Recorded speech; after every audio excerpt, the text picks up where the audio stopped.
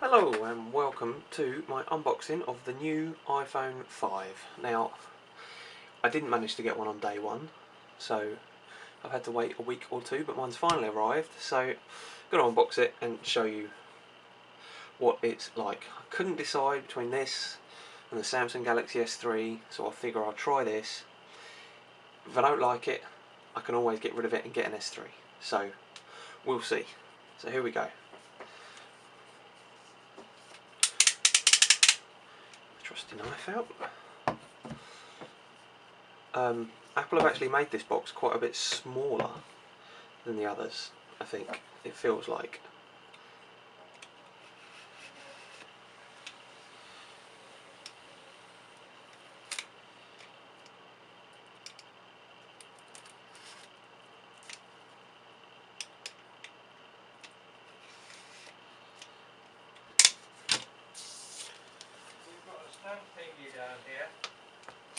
Okay, so here we go.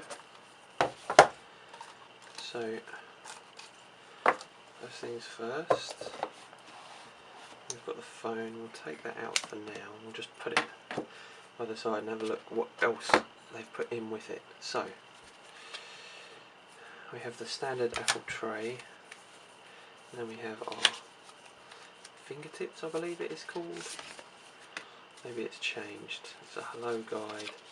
I'm sure no one's really that interested in it, but it's like a user manual for it.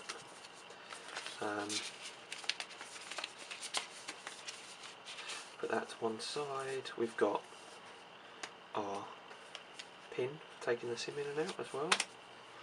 Now let's see, we have plug, going to be USB into a 3-pin because I'm in the UK. We have the new earpods. Now these are interesting.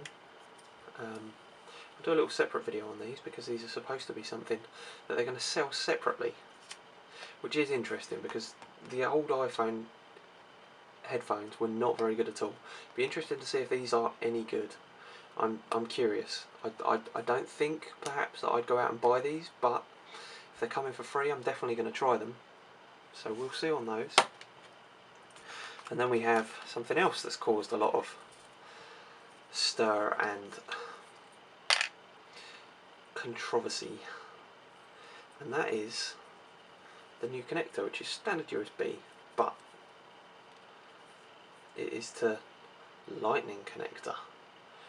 I don't know if the camera is going to focus on this, but it is very small, and by very small I mean tiny. It's micro USB size. In fact, they could have just made micro USB, but they're Apple, so they won't do that. They'll do their own one. It's very small. Sadly means that docks and everything else like that won't work for these, which means you've got to go out and buy them, something else that people are angry at Apple about. Remains to be seen for me, as far as I know, because I mean the good thing about this that I have heard, plugs both ways, so you don't have to have it a particular way. You can just either way go straight in. I like that. It is good that it does that, and the old one was very old, so maybe time for a redesign. I was hoping for micro USB, but we shall see on this. I'm not completely sold on it, but I don't completely hate it either. Have to try it. So there's the cable. I think that's it for the box. It looks like it, so we'll move it there. So here we have the phone itself. It is light, I will say that much. It is definitely light.